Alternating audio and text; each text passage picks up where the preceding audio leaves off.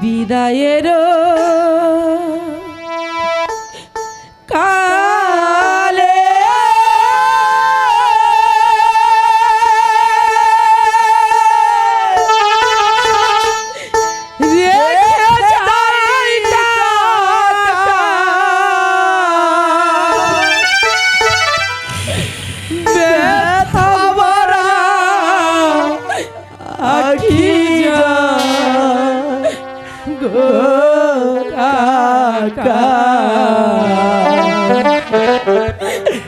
ব্যথা ভরা আখি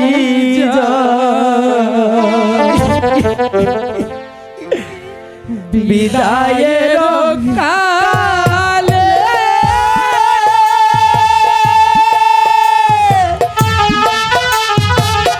রেখে যাই গুরু ব্যথা ভরা আখি জল গুরু ব্যথা ভরা আখি জল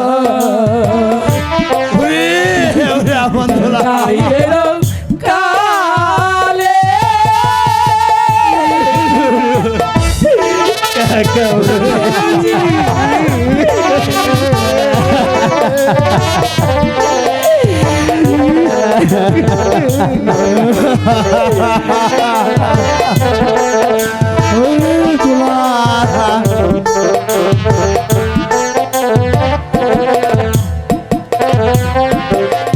কাকাকে রেখে যাই গুরুজির হাতে গুরুকে রেখে যাই কাকাজির হাতে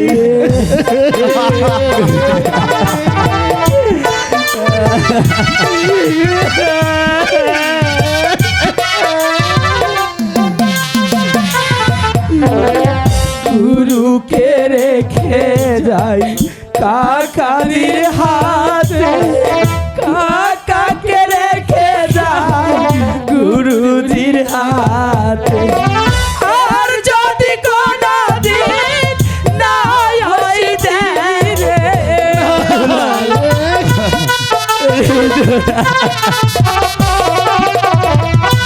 আর যদি কোনো দিন নাই আসবি রে চিরবিদায় নিলাম গো মোর কাকা ব্যথা ভরা আখি জল বিদায়ের কালে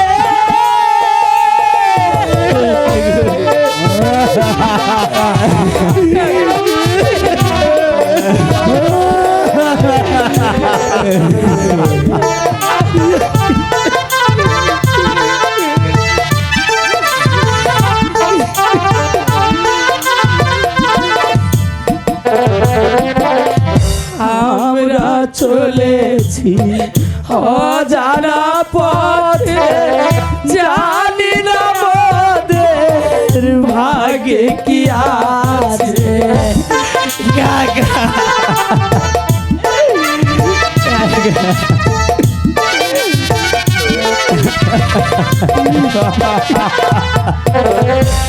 আমরা চলেছি অজানা পথে জানি না আমাদের ভাগ্যে কি আছে এই কালে হলেই দেখা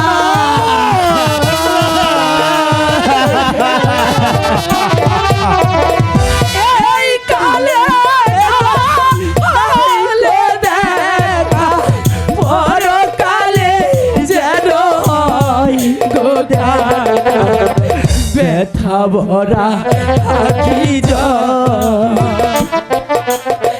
বিদায়ের কালে রেখে যাই কাকা ব্যথা ভরা আখি জল গো কাকা ব্যথা ভরা আখি জল বিদায়ের কালে রেখে যাই গুরু ব্যথা ভরা আখি জল গুরু গুরু ব্যথা ভরা আখি হৃদয়ের কালে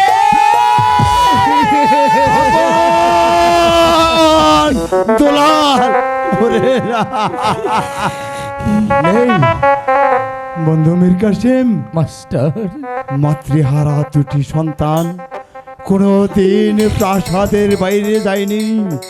তারা কোথায় যাবে, কি খাবে, কে দেবে তাদের আশ্রয়? মাস্টার বন্ধু আপন দুলাল কোথায় যাবে, কি করবে, কি খাবে তা নিয়ে ভাবছ? আরে আপন দুলাল তো নিষ্পাপ, তাই তো খোদা ওদের সহায় থাকবে। মাস্টার বন্ধু মাস্টার, আপনার দুলালকে মুক্ত করে দিয়েছি, কিন্তু তোমার তো রক্তের প্রয়োজন। রক্ত তুমি কোথায় পাবে? রক্ত রক্ত রক্ত কোথায় পাবো? আমার গায়ে অনেক রক্ত আছে, আমার গায়ে অনেক রক্ত আছে। আমি যাব ওই বন জঙ্গলে শ্রীকাল কুকুরকে হত্যা করে রক্ত দেব। ঠিক। যদি না পাই, যদি না পাই, যদি না পাও, আমার আমার উরুষের দুটি সন্তান রয়েছে, প্রয়োজনে আমি তাদেরকে হত্যা করে সেই তপ্ত রক্ত আমি ওই রাক্ষসিনীকে দেব। মাস্টার না, মাস্টার না, ওরা হয়েছে দুপাই জানোয়ার। জানোয়ার কখনো মানুষের রক্ত পেতে পারে না। বা চলো বন্ধু, তুমি আর আমি দুজন মিলে ওই গহীন বনে যাব। বন থেকে একটা শিকাল কুকুর খুঁজে বের করে ওই জানোয়ারের রক্ত দেব রাক্ষসী রানী চন্দ্রা দেবীকে। হ্যাঁ চলো ঠিক ঠিক বলেছো বন্ধু। তাহলে আর বিলম্ব না করে আমরা চলে যাবো ওই সামনের বন জঙ্গলে, শিয়াল কুকুরকে খুঁজে বের করে তাকে হত্যা করে তার তপ্ত রক্ত নিয়ে ওই রাক্ষসিনীকে দেব। চলো চলো বন্ধু চলো।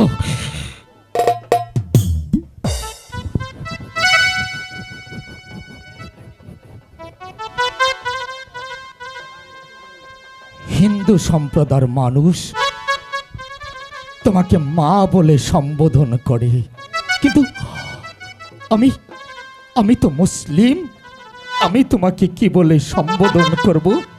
তবু তবু তুমি জগৎশ্বরী মা, মা, মা গো, ও মা। আমি একদিন রানী রাজ লক্ষ্মীর কাছে শপথ করে বলেছিলাম তার দুটি সন্তান আপনার দুলালকে বুকের মাঝে আগলিয়ে রাখবো মা। পারিনি মা, পারিনি। দেবী রানী রাজ লক্ষ্মীর কাছে দেওয়া প্রতিশ্রুতি আমি রক্ষা করতে পারিনি। তাই তো যদি সম্ভব হয় তোমার এই মুসলিম সন্তানকে তুমি ক্ষমা করে দিও মা, ক্ষমা করে দিও। আর যদি সম্ভব না হয় মা, তাহলে তোমার এই মুসলিমে হতভাগা সন্তানকে অভিশাপ দিও মা, অভিশাপ।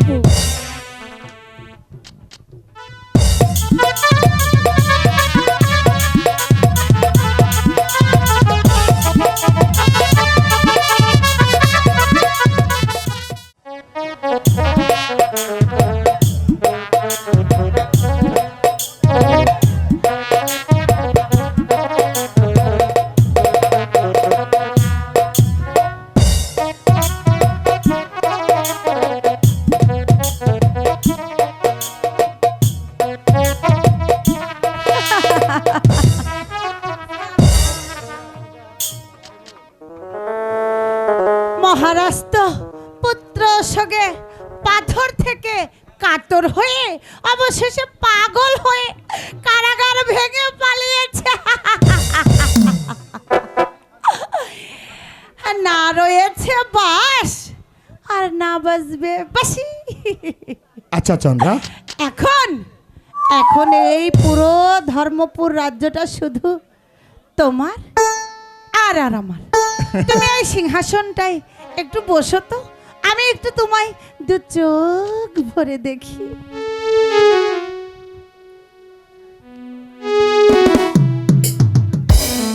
কি সুন্দর লাগছে, আরো বেশি সুন্দর লাগবে যদি এই মুকুটখানা আমি তোমায় পরিয়ে দিই। একটু ঠিক হয়ে বসো তো, আমি একটু বেঁধে দিই।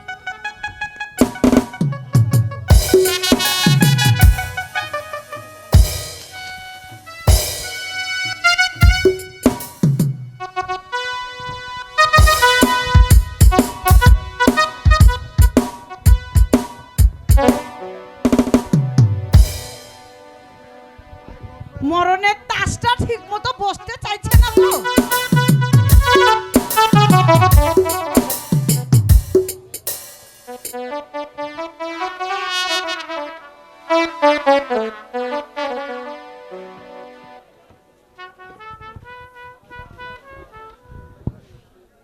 আচ্ছা চন্দ্রা, মাস্টার যে আপনার দুলালকে হত্যা করে এখনো পর্যন্ত রক্ত নিয়ে আসলো না চন্দ্রা, তবে তাহলে কি মাস্টার বেঈমানি করেছে? না না, মাস্টার বেমানি করতে পারেনি। এই তো আপন দুলালকে হত্যা করে তার তাজা রক্ত আমি নিয়ে এসেছি। এই নিন, এই রক্ত। এই তো আমি এ মাস্টার, আপন দুলালের রক্ত নিয়ে এসেছি। এই তো ছোট রানী, দে ছোট রানীর হাতে তুলে দে। এই মাস্টার, রক্ত ফেলে দিলি কেন? দে মাস্টার, এই রক্ত তুলে দে বলছি, দে। না না না না, ওই রক্তের ওজন অনেক ভারী, তাই তো ওই রক্ত আমি আর তুলতে পারবো না। আমি পারবো না রক্ত তুলতে। আমি চলে যাচ্ছি, আমি চলে যাচ্ছি। হ্যাঁ মাস্টার, রক্ত তুলে দে বলছি, দে বলছি। আমি বলছি তো আমি রক্ত তুলতে পারবো না। তুলতে তোমায় হবে না। তুমি এত মাথা গরম করছো কেন? রক্ত দিয়ে তোমার পা ধোয়ানোর কথা ছিল। এসো তো। বাহ, চমৎকার এসো না। চমৎকার। পাগলা আর পাগলি একের সঙ্গে, বাহ কত সুন্দর মানিয়েছে, তাই মানিয়েছে না? বেশ। বাহ, চালিয়ে যাও।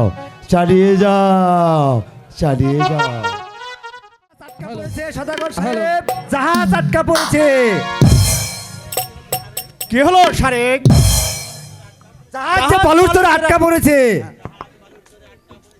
জাহাজ বালুর চরে আটকা পড়েছে, এখন উপায় কি সারেক? আমার এত টাকার মালামাল সহ জাহাজ যদি বালুর চরে আটকা পড়ে থাকে, তাহলে যে আমার ব্যবসা লাঠে উঠে যাবে। বলো সারেক, এখন কি করা যায়? শোনো সদাগর, তোমার জাহাজে যে বালুচরে আটকা পড়েছে, যদি কোনো নিষ্কণ্টক ছেলেকে তোমার জাহাজে বলি দিতে পারো, তাহলে তোমার জাহাজ চোর মুক্ত হবে। শুনেছ সারেন, ওই দৈব বাণীতে কি বলে গেল? একটা নিরহ নিষ্পাপ ছেলেকে জাহাজে বলি দিতে পারলে তবেই আমার জাহাজ চোর মুক্ত হবে। আমিও তো তাই ভাবছি।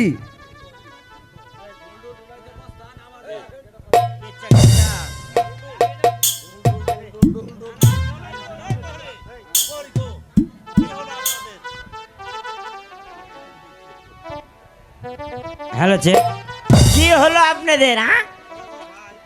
ভাই, আমার জাহাজ বালুচরে আটকা পড়েছে, একটি নিরীহ বালকের প্রয়োজন। বলো ভাই, তুমি আমার একটি নিরীহ বালক এনে দিবে? যদি তুমি এনে দিতে পারো, তাহলে আমি তোমাকে 10,000 টাকা পুরস্কার দিব। টাকাটা নগদ না বাকি? টাকাটা নগদই দিয়ে দিব তোমাকে। ঠিক আছে ভাই, আমার কাছে নিষ্পাপ সন্তান আছে একটা বালক, ঠিক আছে? আমি তো তাকে ভাইয়ের মতো করে মানুষ করেছি। তোমার কাছে যখন দেব আমি কিন্তু খুব কান্দাকাটি করবো, বুঝছো? টাকাটা দিয়ে দিবে কিন্তু। ঠিক আছে ভাই। আমার ভাইটাকে দেখেছিল না গো। তোমার কাছে সেই নিরহ বালক আছে? আছে ভাই, আছে। চলে আসুন আমার সাথে। তাই চলো। এ ভাই রে, সারেনকে পাঠিয়েছি নিরীহ বালককে আনার জন্য, কিন্তু এখনো পর্যন্ত আসছে না কেন? ভাই চিন্তা করিস না রে। হুজুর, আর আধা ঘন্টা আমি নিরীহ বালককে নিয়ে এসেছি। আচ্ছা ভাই, ঠিক আছে সারেন। বালককে নিয়ে তুমি ওই জাহাজে বলি দিয়ে দাও, তবে আমার জাহাজ চরমুক্ত হয়ে যাবে। সদাগর মশাই, এই যে আমার ছোট ভাই। শোনো সদাগর,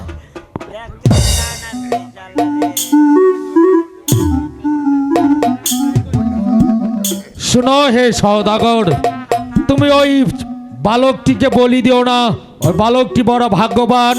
বালকটি যদি তোমার জাহাজ স্পর্শ করে তবেই তোমার জাহাজ চরমুক্ত হবে, এবং ওই বালকটিকে তুমি তোমার বাড়িতে নিয়ে তোমার একমাত্র কন্যার সাথে বিবাহ দাও, এতে তোমার ভালো হবে। শুনেছ সারেন, ওই দৈব বাণীতে কি বলে গেল? যাও সারেন, এই বালককে নিয়ে পরীক্ষা করে দেখো।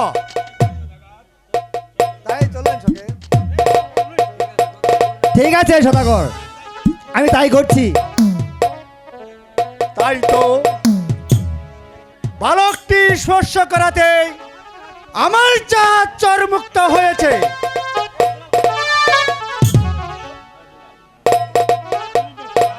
সদাগর, জাহাজ চরমুক্ত হয়েছে। সত্যি তুমি ভাগ্যবান বালক। এবার বলো তুমি কোথায় যাবে? আমি যে পথের মানুষ, আমার কেহ নাই।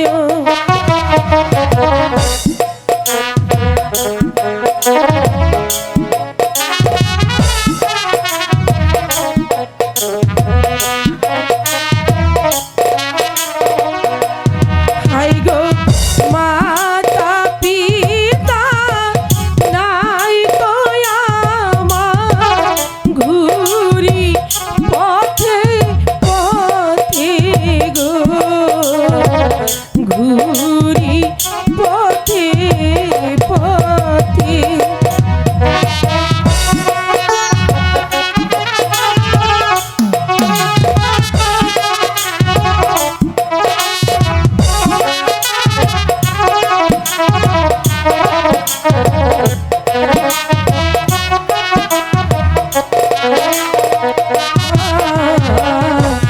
নাইকো মাতা, নাইকো পিতা, নাইকো জোরে ভাই।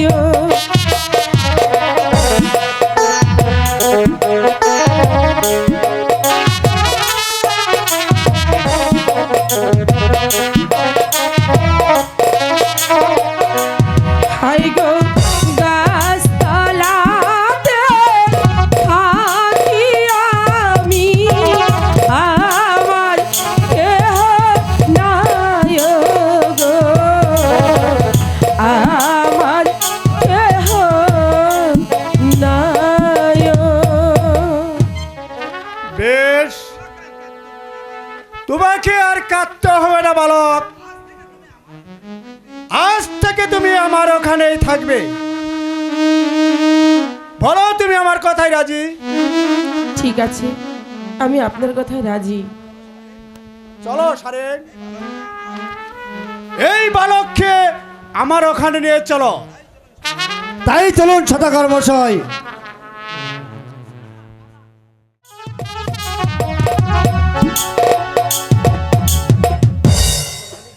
সুকডুম সুকডুম সুকডুম, ঢোল ঢোল ঢোল। শোনেন সবাই, আজকে এই সোনাপুর রাজ্যে 5:40 আপন দুলালের কিচ্ছার আয়োজন করা হয়েছে। আপনারা সবাই প্যান খুলে শুনবেন।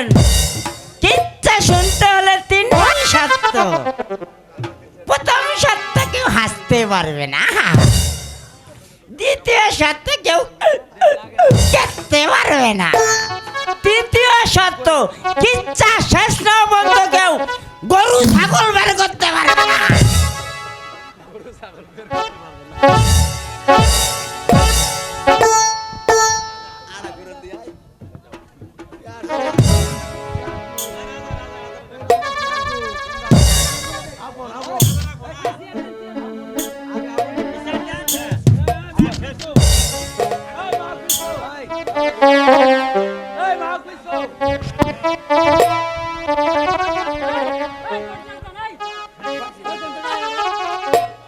আচ্ছা ভাই, এটা কি সোনাপুর রাজদরবার? এই বাবা, এই কে তুমি? হ্যাঁ আচ্ছা ভাই, এটা কি সোনাপুর রাজদরবার? হ্যাঁ, এটাই সোনাপুর রাজপ্রাসাদ। এখানে নাকি আপন দুলালের কিচ্ছা হবে? আপন দুলালের তো কিচ্ছা হবে, কিন্তু কিচ্ছা শুনতে হলে 3টি শর্ত রয়েছে। কি 3টি শর্ত ভাই? প্রথম শর্ত, কেউ হাসতে পারবে না। দ্বিতীয় শর্ত, কেউ কাঁদতে পারবে না। তৃতীয় শর্ত, কিচ্ছা শেষ না পর্যন্ত স্থান পরিত্যাগ করতে পারবে না। বলেন, আপনি 3টি শর্ত মেনে নিলেন? হ্যাঁ ভাই, আমি 3টি শর্তই মেনে নিয়েছি। বাবা জগদীশ, কাঁচা কলা ভাজে দিস, তুই না কাজ তোর মায়ের দিস। নাম্বার 20। কটলেসগুলো দিয়ে যান ভাই, কটলেসগুলো দিয়ে যান।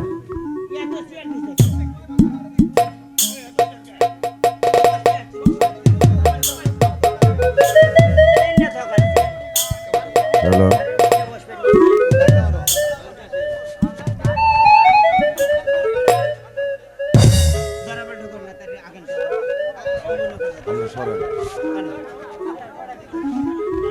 কে বাবা? কে বাবা? পাগলা বাবা? আমি আমি? আমাকে চিনতে পারবে না? আমি কেন চিনবো? এটা এটা কি সোনাপুর রাজ্য? হ্যাঁ, এটাই সোনাপুর রাজপ্রাসাদ। আমি শুনেছি এখন নাকি আবন্দনের কাছে হবে। হ্যাঁ, এখানে আবন্দনের কিচ্ছা হবে, কিন্তু কিচ্ছা শুনতে হলে 3টি শর্ত আছে। কি শর্ত? প্রথম শর্ত, কেউ হাসতে পারবে না। হ্যাঁ? এ বাবা, হাসো না, আগে হাসো না, যা হাজার হাসাই না, ভিতরে হাসো না। দ্বিতীয় শর্ত, কেউ কাঁদতে পারবে না।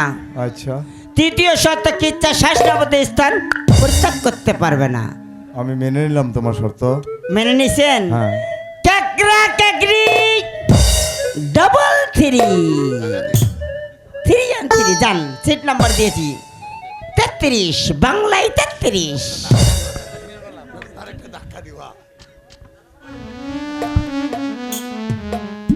এটা কি সোনাপুর রাজপ্রাসাদ?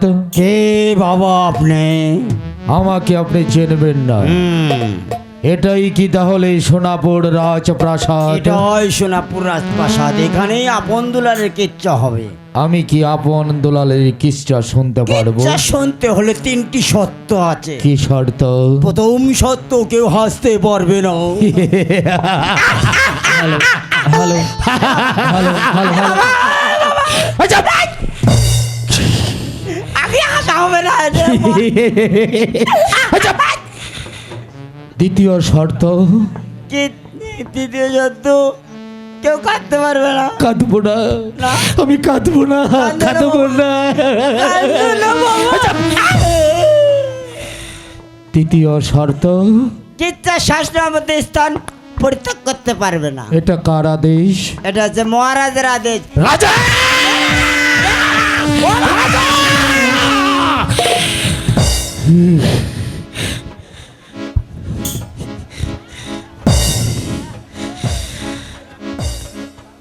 হ্যালো হ্যালো হ্যালো আমি কি বেঁচে আছি? হ্যাঁ হ্যাঁ বেঁচেই তো আছি। এটা মহারাজের আদেশ, আমার আদেশ না বাবা। আমার ছিট কোথায়? আপনার সিট এদিকে আসেন, এদিকে আসেন, এদিকে আসেন। আপনার সিট, আপনার সিট নাটোরের বনলতা সেন নাম্বার 9 বাংলায় নয়। আপনি বাংলা বোঝেন, আমি ইংরেজি বলেছি।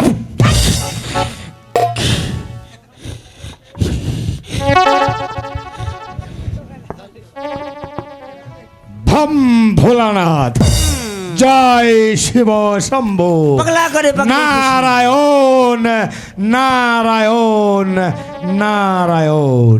আমার সম্বন্ধে ভম নাম কে করছে? ভোলানাথ, জয় শিব শম্ভু, নারায়ণ নারায়ণ। কে? আমার সম্বন্ধের নাম কয়, আমার শ্বশুরের নাম কয়। এখানে কি আপন দুলালের কিচ্ছা হবে? হ্যাঁ বাবা ঠাকুর, আমি কি শুনতে পারবো? শুনতে তো পারবেন। আপনি ব্রাহ্মণ না ক্ষত্রিয়? আমি কি তুমি দেখতে পাচ্ছ না? কুলীন ব্রাহ্মণ আপনি। এতক্ষণে চিনেছি আমি। হরে হরে হরে কৃষ্ণ, জগদীশ্বর হ্যালো, ভম হ্যালো। ভোলানাথ। হ্যালো ঠিক আছে বাবা, কিচ্ছা শুনতে হলে 3টি সত্য আছে বাবা। বলো কি 3টি শর্ত? প্রথম সত্য কেউ হাসতে পারবে না।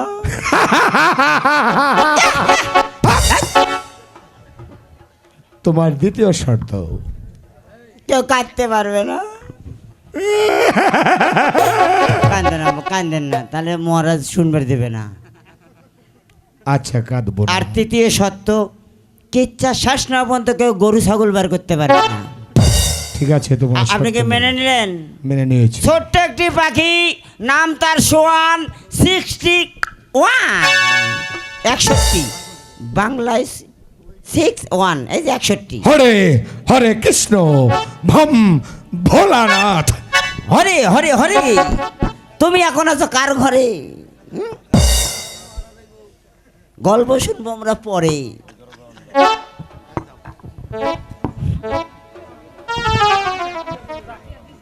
মহারাজ সম্পূর্ণ প্রস্তুত, আপনি আসেন ভেতরে।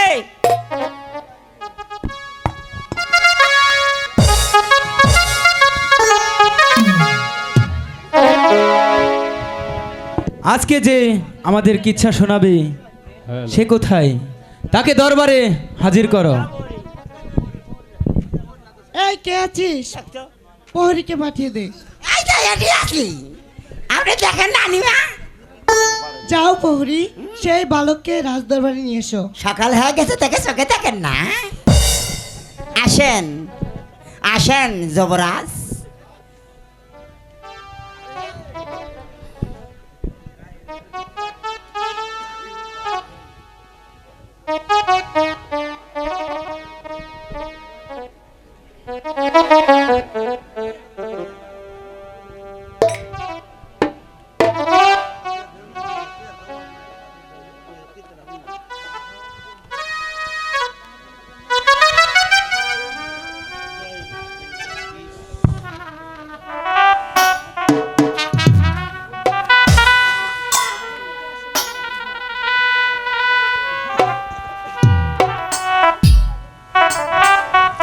বালক, এবার তোমার কিচ্ছা শুরু করো। মহারাজ, আমার কিচ্ছা শুরু করবার পূর্বে আমার 3টি শর্ত ছিল, সেটা সবাইকে জানানো হয়েছে। হ্যাঁ, সব শর্ত তাদেরকে জানানো হয়েছে। এবার তুমি তোমার কিচ্ছা শুরু করতে পারো। এক দেশে ছিল এক রাজা। সেই রাজার ছিল 2টি সন্তান। এর থেকে শুনে পারি একটির নাম ছিল আপন, আর ছোটটির নাম ছিল দুলাল। সেই আপন আর দুলাল ছোটবেলার থেকে অনেক সুখে শান্তিতে বড় হয়েছে। হঠাৎ একদিন রানীমার অসুখ করলো। তখন সেনাপতি মীর কাসেমকে বলল, সেনাপতি মীর কাসেম ভাই, তুমি এখানে এসো, আমার শরীরটা ভালো লাগছে না, তুমি তুমি আমার আপন আর দুলালকে আমার কাছে এনে দাও। তখন সেনাপতি আপন আর দুলালকে তার মায়ের কাছে নিয়ে গেল। মায়ের কাছে নিয়ে যাবার পর রানী সেনাপতিকে হাত ধরে বলল, ভাই ভাই মীর কাসেম, আমি মৃত্যুশয্যায়, আমার এই মৃত্যুশয্যায় তুমি আমার গা ছুঁয়ে স্পর্শ করে বলো, আমি মারা যাবার পর মহারাজ যেন দ্বিতীয় দ্বার গ্রহণ করতে না পারে। আর একটি কথা, আমার আপন আর দুলালকে আজ থেকে আমি তোমার হাতে তুলে দিলাম, ওদেরকে তুমি লেখাপড়া শিখিয়ে মানুষের মতো মানুষ করে তোলো। সেনাপতি মীর কাসেম রানীমার হাত ছুঁয়ে কথা দিল, হ্যাঁ রানীমা, ওদেরকে আমি লেখাপড়া শিখিয়ে মানুষের মতো মানুষ করে তুলব, আর আমি বেঁচে থাকতে মহারাজকে আমি দ্বিতীয় দ্বার গ্রহণ করতে দেব না। এই কথা বলতে বলতে হঠাৎ রানীমা চিরদিনের মতো স্বর্গে চলে গেল। আপন আরে দুলাল মায়ের জন্য কান্না করছিল। তারপর ওদেরকে নিয়ে চলে গেল। তখন মহারাজ বলল, সেনাপতি মীর কাসেম, তুমি আমার রানীর গা ছুঁয়ে শপথ করেছিলে আমার আপন আরে দুলালকে তুমি লেখাপড়া শিখিয়ে মানুষের মতো মানুষ করে তুলবে। যাও যাও কাসেম, আমার আপন আরে দুলালকে তুমি লেখাপড়া শিখিয়ে মানুষের মতো মানুষ করে তোলো। তখন মীর কাসেম বলল, মহারাজ, আমার ছোট্টবেলার এক বন্ধু আছে, সেখানে যদি আপন আরে দুলালকে আমি রেখে আসি, ওদের লেখাপড়ার কোনো সমস্যা হবে না, ওরা লেখাপড়া শিখে মানুষের মতো মানুষ হতে পারবে।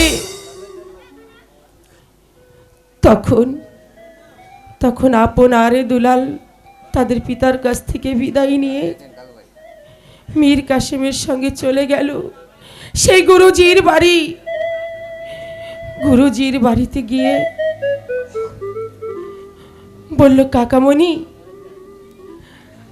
আপনি আমাদের সঙ্গে থাকুন।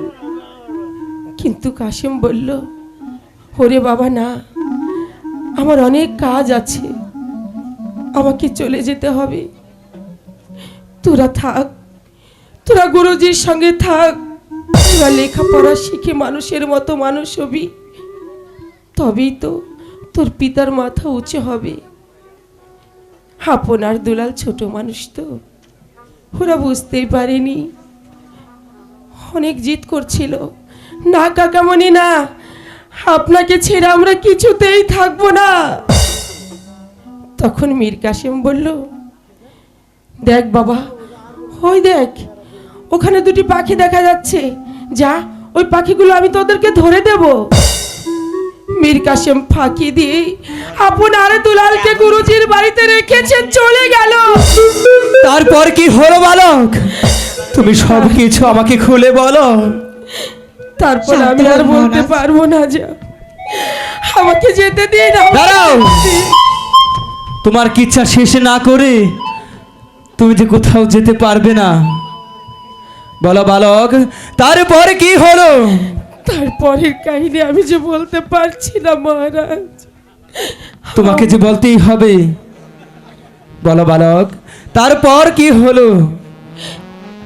তারপর ওদের মাস্টারের বাড়িতে রেখে মীর কাসেম চলে এলো। কিন্তু হঠাৎ মন্ত্রী জাহাঙ্গা বাহাদুর মহারাজকে শিকারের লোভ দেখিয়ে নিয়ে গেল এক স্বয়ংবর সবাই, সেই স্বয়ংবর সবাই গিয়ে মহারাজ আবার দ্বিতীয় দ্বার গ্রহণ করলো। আমি আর পারবো না মহারাজ। না বালক না, তোমাকে যে তোমার ইচ্ছা শেষ না করে এখান থেকে কোথাও যাওয়া হবে না। তাই তো বলছি বালক, তুমি তোমার ইচ্ছা শেষ করো। তারপর কি হয়েছে বলো বালক। সেই স্বয়ংবর সবার থেকে মহারাজ আবার বিবাহ করে প্রাসাদে ফিরে এলো। প্রাসাদে এসে বলল, বাহ মহারাজ, আপনার প্রাসাদটা এত সুন্দর করে কে সাজিয়েছে? বলল, রানী, আমার বড় রানী রাজলক্ষ্মী নিজের হাতেই প্রাসাদটা সাজিয়েছে। আরো বলল, মহারাজ, আমি শুনেছি আপনার দুটি সন্তান আছে। বলল, হ্যাঁ, কিন্তু তারা কোথায়? তাদের তো দেখছি না। বলল, রানী, আমার সন্তান তারা লেখাপড়া শেখার জন্য তার গুরুজির বাড়িতে আছে। লেখাপড়া শেষ হলে তারপরেই আসবে। রানী বলল, না না মহারাজ, এতদিন ওদের মা ছিল না, কিন্তু এখন তোর মা চলে এসেছে, তাই ওর মা থাকতে ওরা কেন ওই গুরুজির বাড়িতে থাকবে? মহারাজ, আমাকে আপনি ক্ষমা করুন, বালক, আর বলতে পারছি না। তোমাকে যে ইচ্ছা শেষ করতে হবে বালক। বলো বালক, তারপর কি হলো? মহারাজ, তারপর মাথা টিপে দাও। সেনাপতি মীর কাসেমকে ডেকে বলল, মীর কাসেম, যাও মীর কাসেম যাও, এক্ষুনি গুরুজির বাড়ি থেকে আমার আপন আর দুলালকে নিয়ে এসো, আমার ছোট রানী ওকে দেখবে। মীর কাসেম বলল, মহারাজ, আপনি রানী মারা যাবার সময় তার গা ছুঁয়ে প্রতিজ্ঞা করেছিলেন আপনি জীবনে আর দ্বিতীয় দ্বার গ্রহণ করবেন না, কিন্তু এটা আপনি কি করলেন মহারাজ? তখন মহারাজ বলল, ওদের মায়ের অভাব পূরণ করার জন্য আমি ছোট রানী নিয়ে এসেছি, ওদের ছোট মা নিয়ে এসেছি। যাও বীর কাসেম যাও, তুমি এক্ষুনি গিয়ে আপন আর দুলালকে নিয়ে এসো। মীর কাসেম তার আদেশ পেয়ে ছুটতে ছুটতে গুরুজির বাড়িতে চলে গেল। গুরুজির বাড়িতে গিয়ে বলল, বন্ধু বন্ধু গো, আমি আপন আর দুলালকে নিতে এসেছি। গুরুজি বলল, না বন্ধু, ওদের লেখাপড়া রেখে তুমি কেন নিয়ে যাবে? তখন বলল, মহারাজ দ্বিতীয় দ্বার গ্রহণ করেছে। দুলাল তো ছোট, তো বুঝলই না দ্বার কাহাকে বলে। আপন একটু বুঝেছিল যে সেটাকে সৎ মা বলে। দুলাল যখন শুনলো ওদের ছোট মা এসেছে, দুলাল তো ভাবলো ওর নিজের মা আবার ফিরে এসেছে। আমি আর পারবো না মহারাজ, বালক, তোমার কি ইচ্ছা তুমি শেষ না করে এখানে থেকে যেতে পারবে না বালক। বলো বালক, তারপর কি হলো? তারপর দুলাল বলল, দাদা গো, চলো দাদা চলো, আমি আমার ছোট মায়ের কাছে যাব, আমি আমার মাকে দেখতে যাব, চলো। গুরুজির কাছ থেকে বিদায় নিয়ে তারা আস্তে আস্তে ছুটতে থাকলো। গুরুজি আসার সময় আপনকে তার গায়ের চাদরখানা উপহার দিল, আর দুলালকে দিল আদরের চুম্বন। সে দু ভাই ওই দুটি সম্পদ নিয়ে চলে গেল প্রাসাদে। প্রাসাদে গিয়ে দেখে ওদের ছোট মা ওদের জন্য অপেক্ষা করছে। দুলাল জড়িয়ে ধরলো, মা, মা গো, আমি এসেছি মা। তুমি এতদিন আমাদেরকে থুয়ে কোথায় ছিলে মা? বলো বলো, তুমি কোথায় গিয়েছিলে? ছোট রানী বলল, ওরে বাবা, আমি তোমার মামার বাড়িতে বেড়াতে গিয়েছিলাম।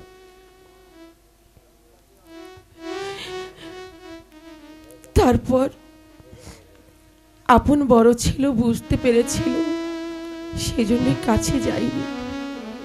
রানী বলল, আপন, দুলাল আমার কাছে এলো, তুমি তো আমার কাছে এলে না। আপন বলল, মা, দুলাল ছোট, তাই তোমার কোলে চড়তে পেরেছে। আমি বড়, আমি তোমার কোলে চড়তে পারি না, তাই দূর থেকে আমি তোমাকে প্রণাম জানালাম। আপন বলল, দুলাল, তুই এখানে থাক, মায়ের সঙ্গে খেলা কর, আমি বাগানটা ঘুরে আসি। আপন চলে গেল। দুলাল ওর মায়ের সঙ্গে বেশ খেলা করছিল। হঠাৎ আপন এলো।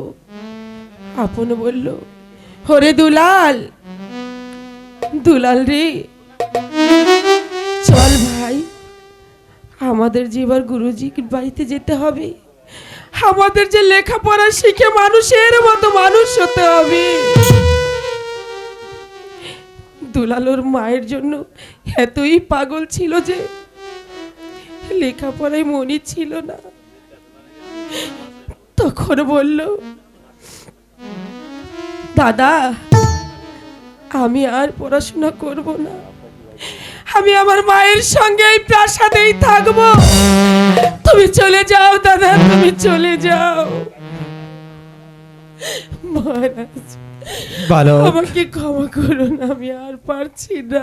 বালক, তারপর কি হয়েছে বলো বালক, তোমাকে যে বলতে হবে। বলো বালক, তারপর কি হলো? মহারাজ, বসুন মহারাজ। তারপর আপনের গায়ের চাদরটা দুলালের খুব পছন্দ ছিল। আপন কি করে দুলালকে নিয়ে যাবে সেটাই বুঝতে পারছিল না। তখন বলল, ওরে দুলাল ভাই, তুই না এই চাদরটা খুব পছন্দ করতি, এই নে, এই চাদরটা আমি তোকে দিয়ে দেব। দুলাল বলল, সত্যি বলছো দাদা, তুমি চাদরটা আমাকে দেবে? বলল, হ্যাঁ রে ভাই, আয়। ওই চাদরের লোভ দেখিয়ে দুলালকে টানতে টানতে আপন নিয়ে চলে গেল গুরুজির বাড়ি। দুলাল খুব রেগে গেল, বলল, না, তুমি আমাকে কেন আমার মায়ের কাছ থেকে নিয়ে এলে? আমি মায়ের সঙ্গে থাকতাম, তার সঙ্গে খেলা করতাম, তুমি কেন আমাকে নিয়ে এলে দাদা? তখন আপন বলল, ওরে দুলাল, আমরা হলো এই রাজ্যের রাজার ছেলে, আমাদের লেখাপড়া শিখে মানুষের মতো মানুষ হয়ে আমাদের এই রাজ্যের রাজা হতে হবে। তুই ছোট, তুই হবি রাজা, আর আমি বড়, আমি হব সেনাপতি। দুলাল বলল, না দাদা, তুমি বড়, তুমি হবে রাজা, আর আমি ছোট, আমি হব সেনাপতি। এই নিয়ে দু ভাইয়ের খুব ঝগড়া হলো। হঠাৎ সেনাপতি মীর কাসেম এলো, বলল, যুদ্ধ শিখতে হবে। রাজা সেনাপতি হতে গেলে দুজনকে যুদ্ধ শিখতে হবে। দুজনকে যুদ্ধবিদ্যা শিখালো। তারা প্রাসাদে চলে গেল। হঠাৎ হঠাৎ রানীর একদিন হরিণের মাংস খেতে ইচ্ছা করলো। মহারাজ, এরপর আমি আর বলতে পারবো না। বালক, বলতে পারবো। দাঁড়াও বালক, তোমাকে যে বলতেই হবে বালক, তোমার কি ইচ্ছা শেষ না করি এখানে থেকে কেউ যেতে পারবে না, এবং কি তুমিও যেতে পারবে না বালক। তাই তো বলেছি বালক, তোমার কি ইচ্ছা শুরু করো বালক, বলল মহারাজ, আমার যে বড্ড হরিণের মাংস খেতে ইচ্ছা করছে। বলল রানী, তোমার হরিণের মাংস খেতে ইচ্ছা করছে, ঠিক আছে, আমি যাব, আমি তোমার জন্য হরিণ শিকার করে আনবো। আপন আর দুলাল ছুটে এসে বলল, পিতা, পিতা গো, আমরা দু ভাই থাকতে আপনি কেন হরিণ শিকার করতে যাবেন?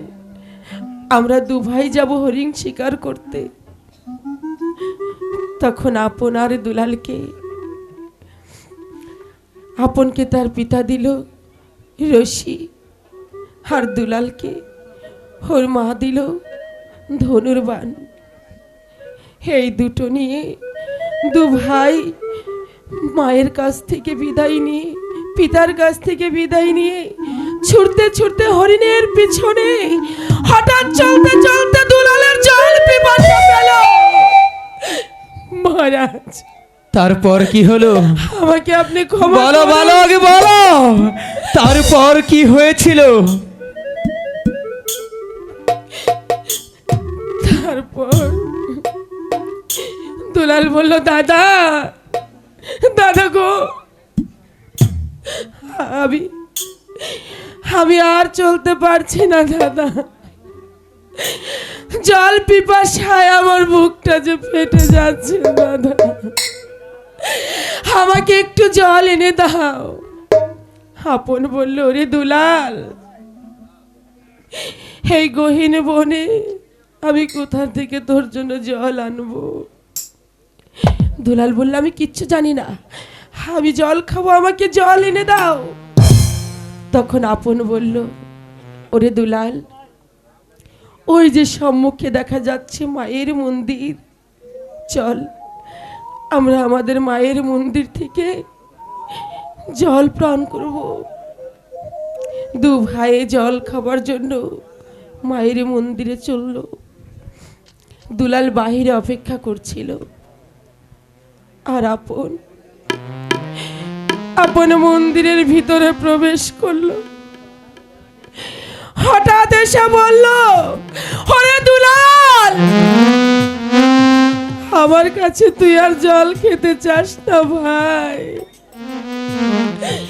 দুলাল বলল, দাদা, আমাকে জল এনে দাও, আমাকে জল এনে দাও।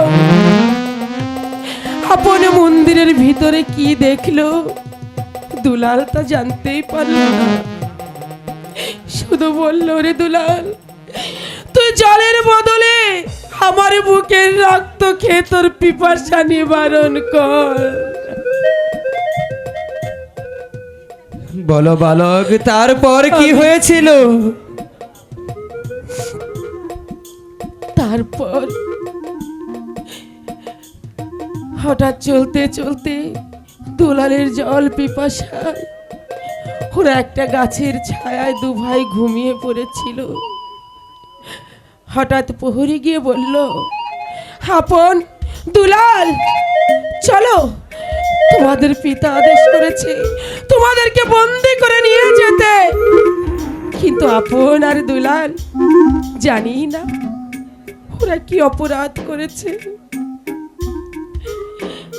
হঠাৎ ওদের দু ভাইকে প্রহরী নিয়ে চলে গেল। নিয়ে গিয়ে দুলাল ছুটতে ছুটতে গেল, মা, মা গো। কিন্তু মা তো আর দুলালের সঙ্গে কথাই বলল না। আপন পিতার কাছে ছুটে গেল, কেউ কোনো কথা বলল না, শুধু লাথি আর চাবুক তাদেরকে মারতে মারতে ধুলায় লুণ্ঠিত করে দিল। আমি আর পারবো না মহারাজ, আমাকে বালক, করুন। তোমাকে যে বলতে হবে বালক, তারপর কি হয়েছিল? বলো, বলো বালক। বসুন মহারাজ। তারপর সেখানে সেনাপতি মীর কাসেম এলো। মীর কাসেম এসে বলল, মহারাজ, আপনি সিংহাসনে বসে আছেন, আপনার দুলাল ধুলাই লুণ্ঠিত। বলুন বলুন মহারাজ, ওরা দু ভাই কি অপরাধ করেছে? মহারাজ বলল, মীর কাসেম, তুমি জানতে চাও? তুমি জানতে চাও ওরা দু ভাই কি অপরাধ করেছে? বললো, হ্যাঁ মহারাজ, আমাকে বলুন, কেন ওদেরকে আপনি চাবুকের পর চাবুক মারছেন, আমাকে বলুন। তখন বলল, মীর কাসেম, ওরা ওদের মায়ের মন্দিরে প্রবেশ করেছিল। সেনাপতি মীর কাসেম বলল, মায়ের মন্দিরে সন্তানই প্রবেশ করেছে, এ তো দোষের কিছু নয়, সেজন্য আপনি ওদেরকে এভাবে মারবেন? তখন বলল, ওরা মায়ের মন্দিরে ওদের মায়ের কাছে গিয়ে চেয়েছিল প্রেম ভিক্ষা। বালক, তারপর কি হলো? তুমি স্তব্ধ হয়ে গেলে কেন? বলো বালক, বলো। আমি আর পারছি না মহারাজ। তোমাকে যে বলতেই হবে বালক, তারপর কি হয়েছিল?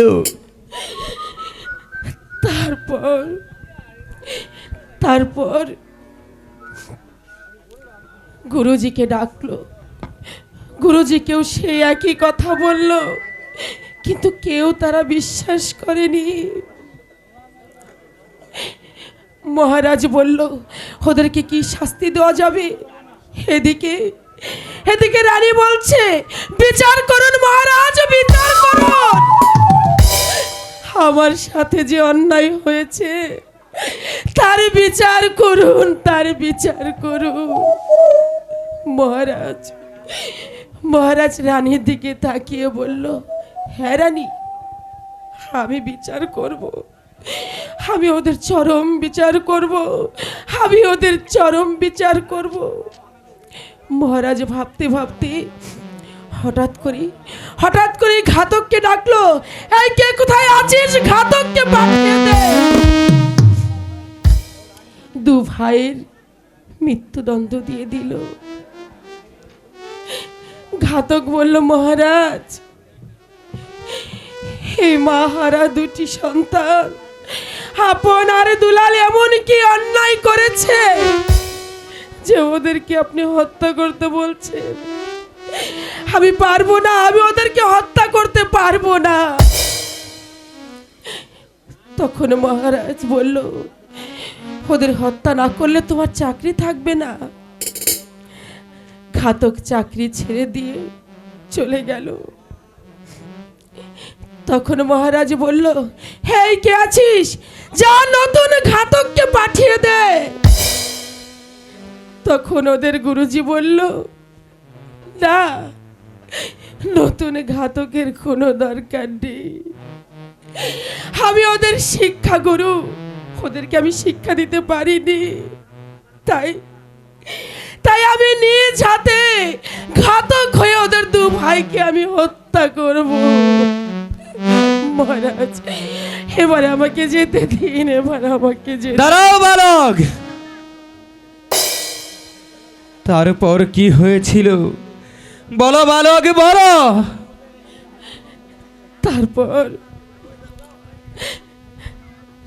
তারপর ওদের দু ভাইকে গুরুজি নিয়ে চলে গেল সেই দক্ষিণ মহাশ্মশানে। ওখানে গিয়ে দুলাল বলছে, গুরুজি, আপনি আগে আমায় হত্যা করুন। আর আপন বলছে, না গুরুজি, আপনি আগে আমায় হত্যা করুন। গুরুজি কোনো কুল না পেয়ে তখন বলল, আপন দুলাল, এসো, আমি তোমাদের দু ভাইকে একসঙ্গে বলি দেব। বলি দেওয়ার জন্য দু ভাই প্রস্তুত। যখন বলি দিতে গেল, হঠাৎ সেখানে চলে এলো সেনাপতি মীর কাসেম। এসে বলল, বন্ধু, তুমি কি করে পারছো এই মাতৃহারা দুটি সন্তানকে তুমি হত্যা করতে?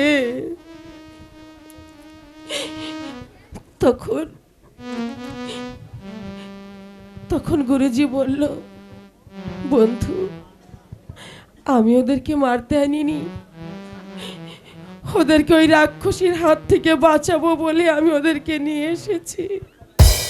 যাও বন্ধু, যাও, ওদেরকে তুমি ছেড়ে দাও, ওদেরকে তুমি মুক্ত করে দাও। তখন মীর কাসেম বলল, বাবা আপন, বাবা দুলাল, যা বাবা, ওই যে মাঠে দেখছিস দুটো ঘোড়া বাঁধা আছে, ওই দুটো ঘোড়া নিয়ে তোদের দু ভাইয়ের চারটি চোখ যেদিকে যায় সেদিকেই তোরা চলে যাবি। আপন আর দুলাল বলল, কাকামণি, আমরা তো জীবনে কোনোদিন প্রাসাদের বাইরেও বের হইনি, আমরা কোথায় যাব, আমরা কোথায় চিনি? তবু বলল, ওরে, তোরা যদি বেঁচে থাকিস আবার তোদের সঙ্গে আমার দেখা হবে। যা বাবা, তোরা এই রাজ্য ছেড়ে অনেক দূরে চলে যা। দু ভাই ঘোড়া ছুটতে ছুটতে হঠাৎ এক গাছের নিচে দু ভাই বসে জিরেছিল। তখন আবার দুলাল বলল, দাদা, দাদা গো, আমাকে একটু জল খেতে দাও না দাদা, জল না খেলে আমি যে আর বাঁচবো না দাদা। মহারাজ, বালক, আমি আর পারছি না মহারাজ। তোমাকে যে বলতেই হবে বালক, বলো বালক, তারপরে কি হলো? তারপর বলল, ওরে দুলাল, একবার জল খেতে চেয়েছিলি, সেজন্য হয়েছিল আমাদের দু ভাইয়ের মৃত্যুদণ্ড। আবার জল খাইতে চাইছিস, এবার কপালে কি আছে ভগবানই জানে। দুলাল বলল, না দাদা, আমি কিচ্ছু জানি না, আমাকে তুমি জল এনে দাও। একটা গাছের ছায়ায় দুলালকে বসিয়ে দিল। বলল, ওরে দুলাল, তুই এখানে বসে থাক, আমি দেখি কোথাও থেকে জল জোগাড় করতে পারি কিনা। আপন জলের সন্ধানে ছুটল। দুলাল বসেই রইল। বসতে হঠাৎ মনে হলো, আমার দাদা কোথায় গেল? দাদা, দাদা, দাদা!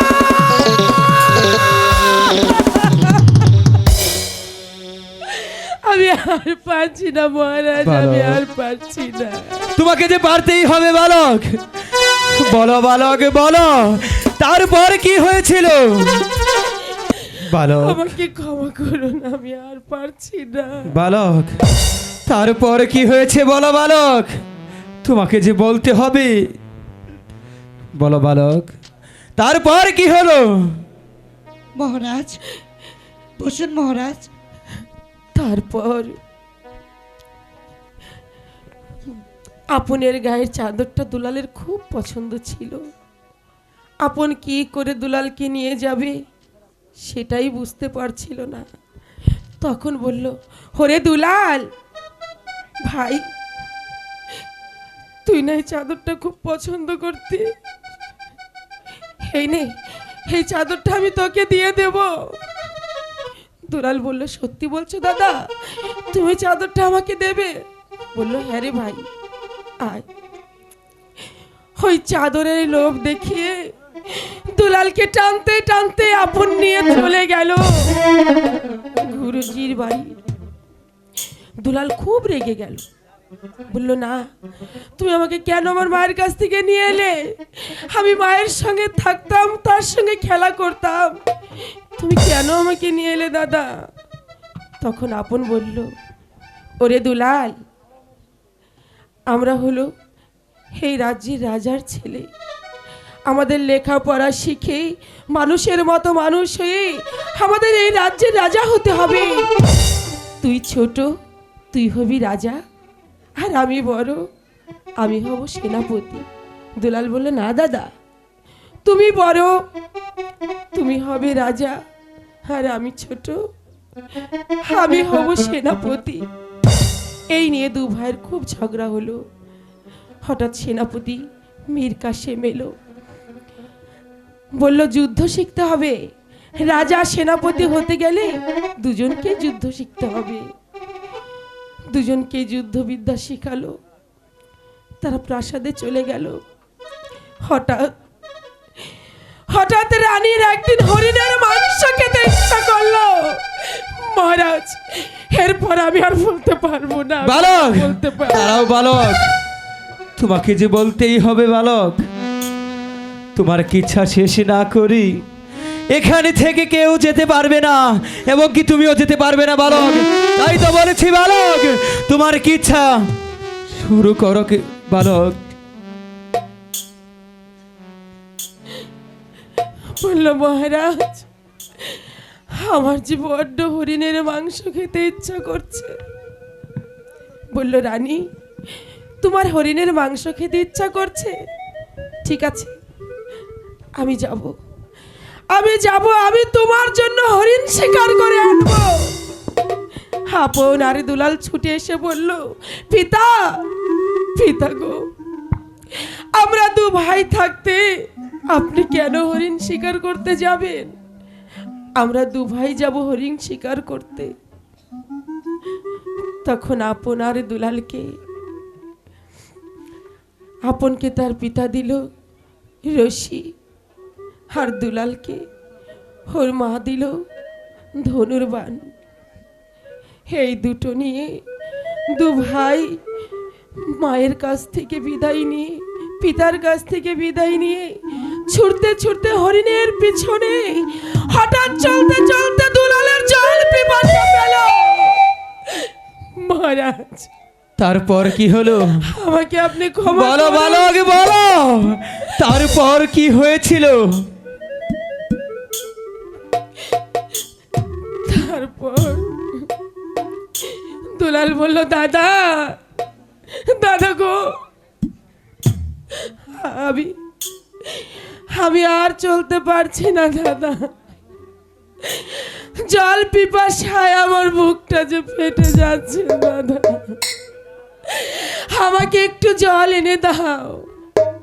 আপন বলল, ওরে দুলাল, এই গহীন বনে আমি কোথা থেকে তোর জন্য জল আনবো? দুলাল বলল, আমি কিচ্ছু জানি না, আমি জল খাবো, আমাকে জল এনে দাও। তখন আপন বলল, ওরে দুলাল, ওই যে সম্মুখে দেখা যাচ্ছে মায়ের মন্দির, চল আমরা আমাদের মায়ের মন্দির থেকে জল পান করব। দু ভাই জল খাবার জন্য মায়ের মন্দিরে চলল। দুলাল বাহিরে অপেক্ষা করছিল, আর আপন মন্দিরের ভিতরে প্রবেশ করলো। হঠাৎ এসে বলল, ওরে দুলাল, আমার কাছে তুই আর জল খেতে চাস না ভাই? দুলাল বলল, দাদা, আমাকে জল এনে দাও, আমাকে জল এনে দাও। আপন মন্দিরের ভিতরে কি দেখলো দুলাল তা জানতেই পারল না। শুধু বলল, রে দুলাল, তুই জলের বদলে আমার বুকের রক্ত খেয়ে তোর পিপাসা নিবারণ কর। বলো বালক, তারপর কি হয়েছিল? তারপর হঠাৎ চলতে চলতে দুলালের জল পিপাসায় ওরা একটা গাছের ছায়ায় দু ভাই ঘুমিয়ে পড়েছিল। হঠাৎ প্রহরী গিয়ে বলল, আপন, দুলাল, চলো, তোমাদের পিতা আদেশ করেছে তোমাদেরকে বন্দি করে নিয়ে যেতে। কিন্তু আপন আর দুলাল জানি না ওরা কি অপরাধ করেছে। হঠাৎ ওদের দু ভাইকে পহরে নিয়ে চলে গেল। নিয়ে গিয়ে দুলাল ছুটতে ছুটতে গেল, মা মা গো, কিন্তু মা তো আর দুলালের সঙ্গে কথাই বলল না। আপন পিতার কাছে ছুটে গেল, কেউ কোনো কথা বলল না, শুধু লাথি আর চাবুক তাদেরকে মারতে মারতে ধুলায় লুণ্ঠিত করে দিল। আমি আর পারবো না মহারাজ, আমাকে ক্ষমা বালক, করুন। তোমাকে যে আমাকে বলতে ক্ষমা হবে করুন। বালক, তারপর কি হয়েছিল বলো, বলো বালক। বসুন মহারাজ। তারপর সেখানে সেনাপতি মীর কাসেম এলো। মীর কাসেম এসে বলল, মহারাজ আপনি সিংহাসনে বসে আছেন, আপন আরে দুলাল ধুলাই লুণ্ঠিত। বলুন বলুন মহারাজ, ওরা দু ভাই কি অপরাধ করেছে? মহারাজ বলল, মীর কাসেম তুমি জানতে চাও ওরা দু ভাই কি অপরাধ করেছে? বলল, হ্যাঁ মহারাজ, আমাকে বলুন, কেন ওদেরকে আপনি চাবুকের পর চাবুক মারছেন, আমাকে বলুন। তখন বলল মীর কাসেম, ওরা ওদের মায়ের মন্দিরে প্রবেশ করেছিল। সেনাপতি মীর কাসেম বলল, মায়ের মন্দিরে সন্তানই প্রবেশ করেছে, এ তো দোষের কিছু নয়, সেজন্য আপনি ওদেরকে এভাবে মারবেন? তখন বলল, ওরা মায়ের মন্দিরে ওদের মায়ের কাছে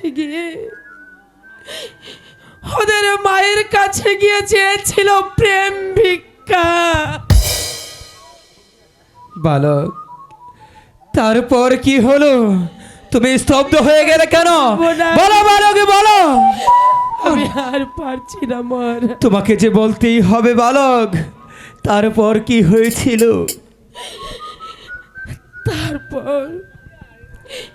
তারপর গুরুজিকে ডাকলো। গুরুজিকেও সেই একই কথা বলল, কিন্তু কেউ তারা বিশ্বাস করেনি। মহারাজ বলল, ওদেরকে কি শাস্তি দেওয়া যাবে? এদিকে রানী বলছে, বিচার করুন মহারাজ, বিচার করুন, আমার সাথে যে অন্যায় হয়েছে তার বিচার করুন, তার বিচার করুন। মহারাজ রানীর দিকে তাকিয়ে বলল, হ্যাঁ রানী, আমি বিচার করব, আমি ওদের চরম বিচার করব। মহারাজ ভাবতে ভাবতে হঠাৎ করে ঘাতককে ডাকলো, এই কে কোথায় আছিস, ঘাতককে পাঠিয়ে দে। দু ভাইয়ের মৃত্যুদণ্ড দিয়ে দিল। ঘাতক বলল, মহারাজ,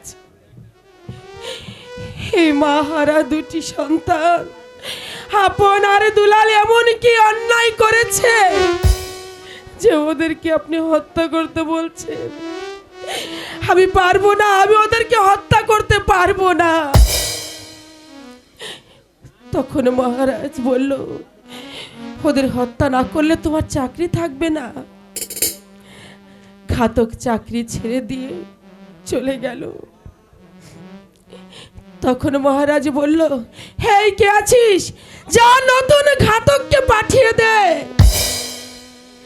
তখন ওদের গুরুজি বলল, না, নতুন ঘাতকের কোনো দরকার নেই, আমি ওদের শিক্ষা গুরু, ওদেরকে আমি শিক্ষা দিতে পারিনি, তাই আমি নিজ হাতে ঘাতক হয়ে ওদের দু ভাইকে আমি হত্যা করব। মহারাজ, এবারে আমাকে যেতে দিন, এবার আমাকে যেতে। দাঁড়াও বালক, তারপর কি হয়েছিল বলো বালক বলো।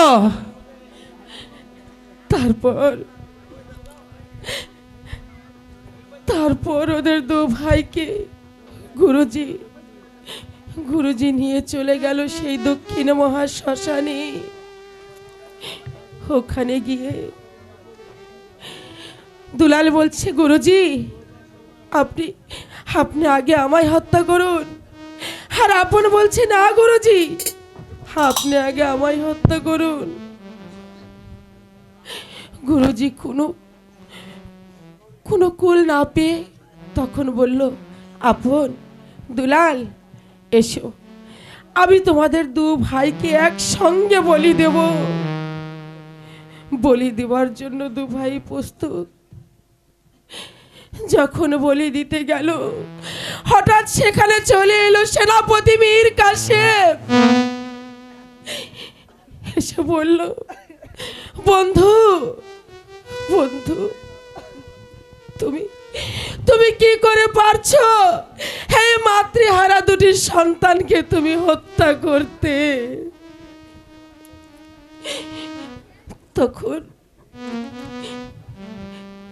তখন গুরুজি বলল, বন্ধু, আমি ওদেরকে মারতে আনিনি, ওদেরকে ওই রাক্ষসীর হাত থেকে বাঁচাবো বলে আমি ওদেরকে নিয়ে এসেছি। যাও বন্ধু যাও, ওদেরকে তুমি ছেড়ে দাও, ওদেরকে তুমি মুক্ত করে দাও। তখন মীর কাসেম বলল, বাবা আপন, বাবা দুলাল, যা বাবা, ওই যে মাঠে দেখছিস দুটো ঘোড়া বাঁধা আছে, ওই দুটো ঘোড়া নিয়ে তোদের দু ভাইয়ের চারটি চোখ যেদিকে যায় সেদিকেই তোরা চলে যাবি। আপন আর দুলাল বলল, কাকামণি, আমরা তো জীবনে কোনোদিন প্রাসাদের বাইরেও বের হইনি, আমরা কোথায় যাব, আমরা কোথায় চিনি? তবু বলল, ওরে, তোরা যদি বেঁচে থাকিস আবার তোদের সঙ্গে আমার দেখা হবে। যা বাবা, তোরা এই রাজ্য ছেড়ে অনেক দূরে চলে যা। দু ভাই ঘোড়া ছুটতে হঠাৎ এক গাছের নিচে দু ভাই বসে জিরেছিল। তখন আবার দুলাল বলল, দাদা গো, আমাকে একটু জল খেতে দাও না দাদা, জল না খেলে আমি যে আর বাঁচবো না দাদা। মহারাজ, বালক, আমি আর পারছি না মহারাজ। তোমাকে যে বলতেই হবে বালক, বলো বালক, তারপরে কি হলো? তারপর বলল, রে দুলাল, একবার জল খেতে চেয়েছিলি, সেজন্য হয়েছিল আমাদের দু ভাইয়ের মৃত্যুদণ্ড। আবার জল খাইতে চাইছিস, এবার কপালে কি আছে ভগবানই জানে। দুলাল বলল, না দাদা, আমি কিচ্ছু জানি না, আমাকে তুমি জল এনে দাও।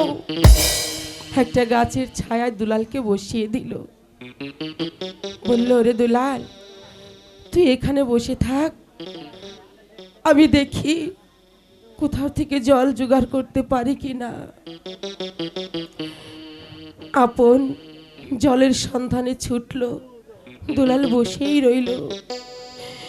বসতে হঠাৎ মনে হলো, আমার দাদা কোথায় গেল?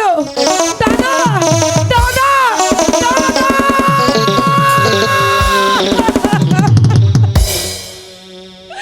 আমি আর পারছি না মহারাজ, আমি আর পারছি না।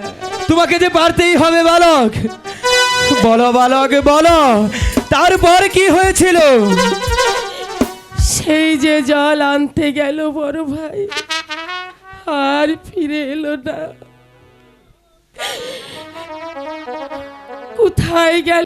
মনে হয়েছে তার ভাইকে মনের ভাগে খেয়ে ফেলেছে, দাদা বলে চিৎকার করে আর খুঁজে পেল না, আর তার ভাইয়ের সন্ধান পেল না। বালক, তোমার কে হারিয়েছে? বলো বালক। ভাই সগে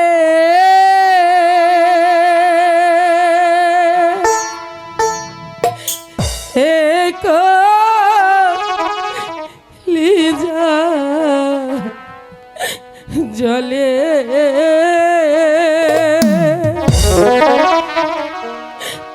আরে আমি ভাই পাবো কই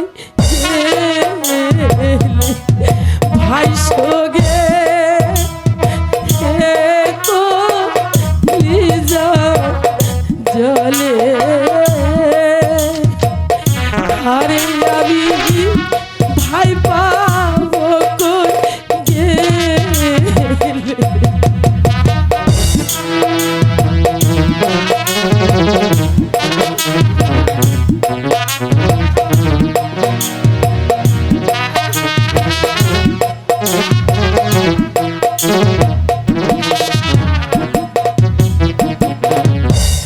ভাইয়ে ভাইয়ে বিভাগ রে কইলে রাস্তায় দেয় যে কাটা, ভাইয়ে ভাইয়ে বিবাদ রে হলে রাস্তায় দেয় যে কাটা, পাড়া পড়শি দেখে বলে একই বাপের বেটার দিদি, আরে আমি ভাই পাবো কই গেলে।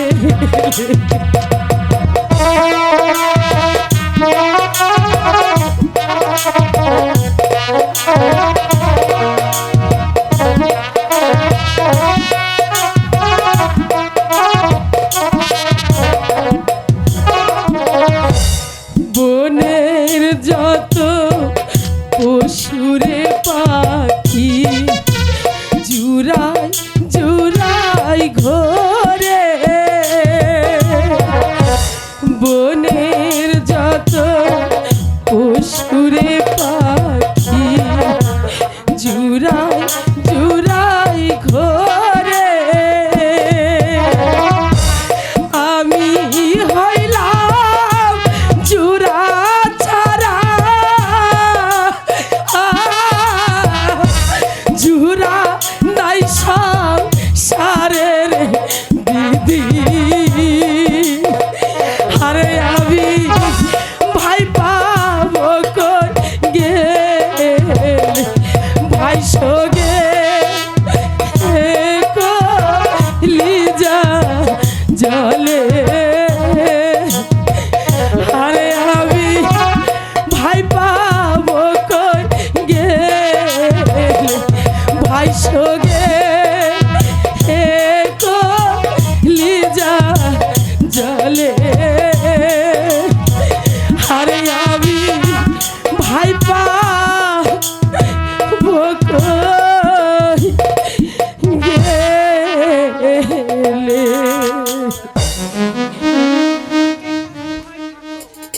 বলো বালক, তুমি কোথায় থাকো? ওরে আমার কেহ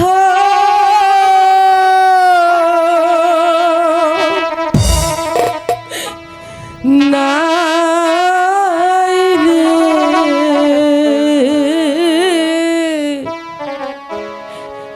আমি যে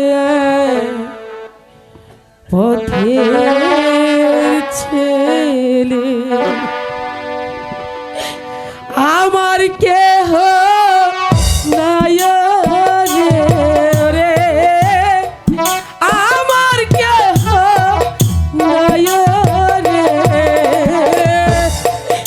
আমি যে পথের ছেলে।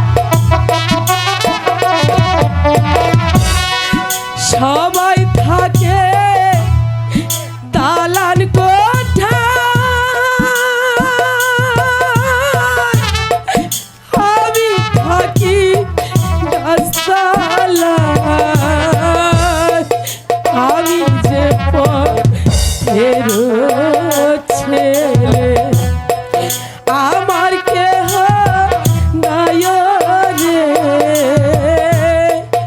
আমি যে এক পথের ছেলে।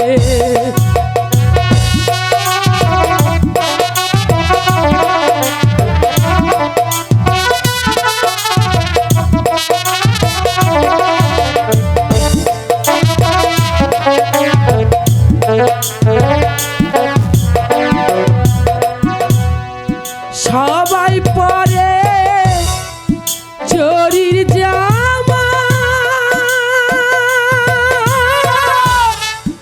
আমার ভাগ্যে হইল না।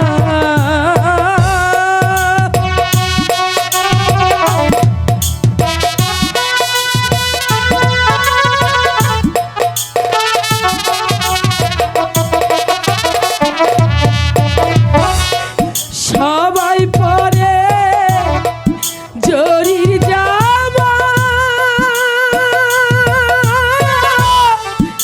আমার ভাগ্যে হইল না।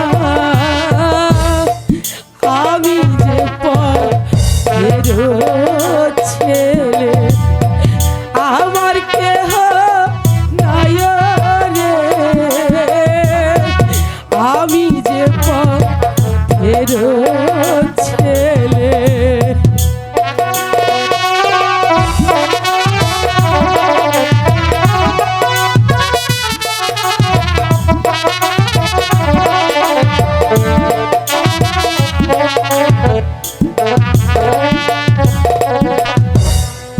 সবাই খায় যে মাখন ছানা,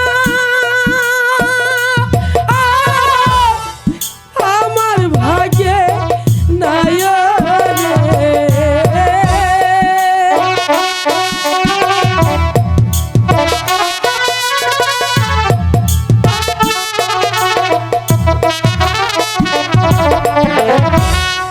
সবাই খায় যে মাখন ছানা, আমার ভাগ্যে নাই রে, আমি যে এক পথের ছেলে আমার কেহ নাই রে, আমি যে এক পথের ছেলে আমার কেহ নাই রে, আমার কেহ নাই রে, আমি যে এক পথের ছেলে। বলো বালক, তোমার বাড়ি কোথায়? তোমার নাম কি? ও ধর্মপুরে বাড়ি আমার, পিতা ধনপতি।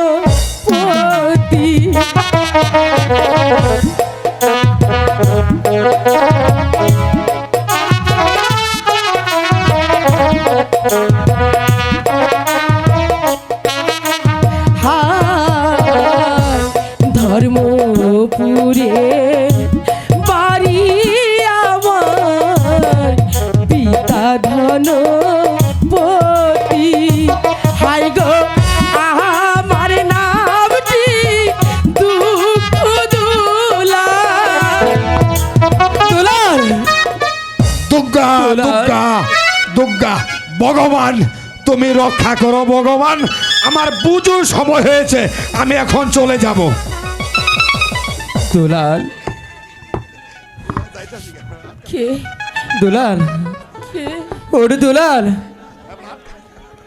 মহারাজ, দুলাল, আমি যে তোর ভাই,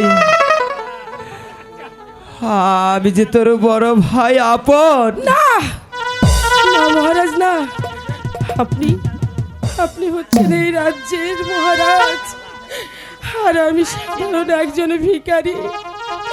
আপনি আমার ভাই হতে পারেন না কিছুতেই না। ওরে দুলাল, আমি যে তোর হতভাগা ভাই আপন। দাদা, আমার ভাইকে মনের বাগে খেয়ে ফেলেছে। আপনি আমার ভাই না, আমার কেউ নেই, আমার কেউ নেই। ভাইরে রাজা হবে তুমি, ভাইরে রাজা হবে তুমি, ছোট তুমি রাজা তুমি, ছোট তুমি রাজা তুমি, সেনাপতি হব আমি। ভাইরে রাজা হবে তুমি, ভাইরে রাজা হবে তুমি, বড় তুমি রাজা তুমি, বড় তুমি রাজা তুমি, সেনাপতি হব আমি।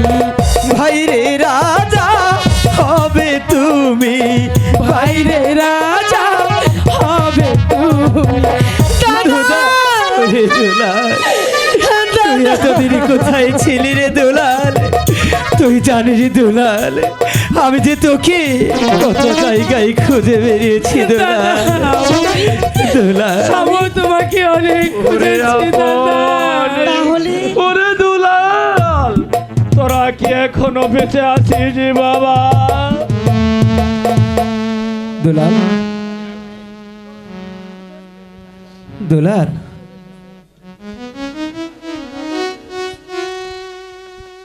তোমরা সবাই শুনেছ রাম লক্ষ্মণ আর সীতার কাহিনী। আমি শুনেছি রাম লক্ষ্মণ সীতার কাহিনী। আপন দুলালের কিচ্ছা কি শেষ? আমি কি যেতে পারি? দাঁড়ান! কোথায় যাচ্ছেন?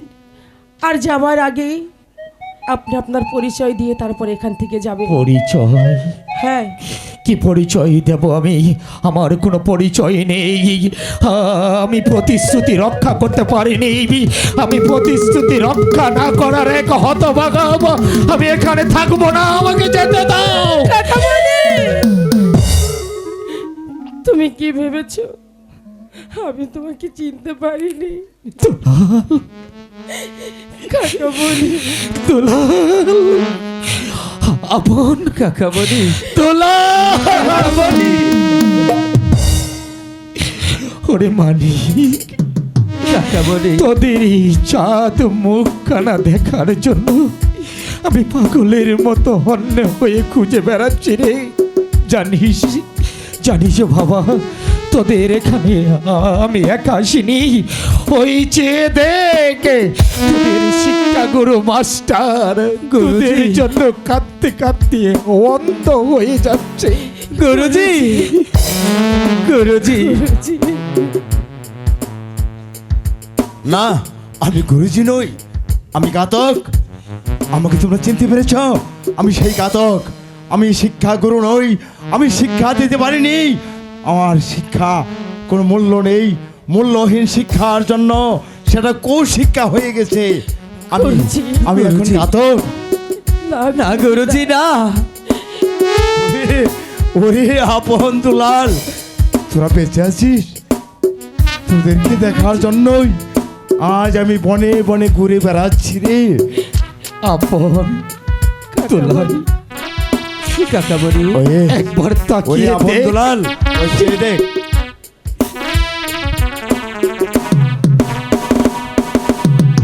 আপন কাকামণি, অনন্ত দুলাল, উনি তোদের পিতা।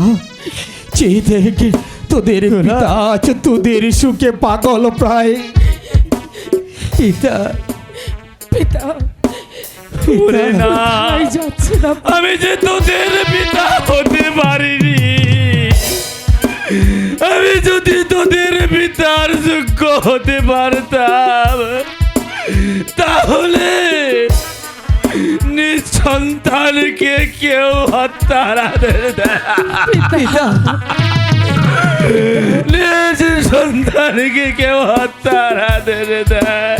কিন্তু পিতা, আপনার এই অবস্থা কেন? বলুন, আপনার এই অবস্থা কেন? ওরে আপন, ওরে দুলাল, তোদের সৎ মা চক্রান্ত করে তোদেরকে মিথ্যে আসামি বানিয়ে তোদেরকে দিয়েছে হত্যার আদেশ, তোদেরকে হত্যার আদেশ দিয়ে বলুন পিতা কি হয়েছিল? আমার কাছ থেকে এই ধর্মপুরের সমস্ত রাজ্য লিখে নিয়ে মন্ত্রী জং বাহাদুর আর তোদের সতীমার রসক্রান্তি আজ আমি পাগল হয়ে পড়ে শান্ত হন মহারাজ, শান্ত হন মহারাজ। সব হারিয়ে যখন পুনরায় সব কিছু ফিরে পেয়েছেন, এখানে আর এক মুহূর্ত নয় মহারাজ। চলুন আমরা সবাই ঐক্যবদ্ধভাবে ছুটে যাব সেই ধর্মপুর রাজপ্রাসাদে। তারপর ওই কুচক্রী মন্ত্রী জং বাহাদুর আর রাক্ষসী রানী চন্দ্রা দেবীকে হত্যা করে আমরা আপনার দুলালকে পুনরায় ওই ধর্মপুরের রাজ সিংহাসনে উপবেশন করব।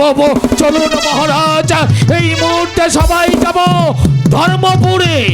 ঠিক আছে সেনাপতি মেয়ের কাছে আমি আমার আপনার দুলালকে পেয়েছি।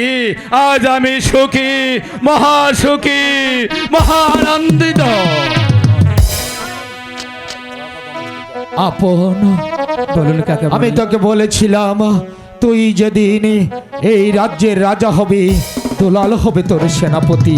বস বাবা এই সিংহাসনে। বাবা দুলাল, আজ থেকে তুমি আপনের প্রধান সেনাপতি হিসেবে এই রাজ্য পরিচালনা করবে। আর মহারাজ, তোমাদের গুরুজি আর আমরা সবাই বিশ্রাম নেব। এবার সবাই আমার কণ্ঠে কণ্ঠ মিলিয়ে সমর সুরে বলো, জয় আপন দুলালের, জয় আপন দুলালের, জয় আপন দুলালের।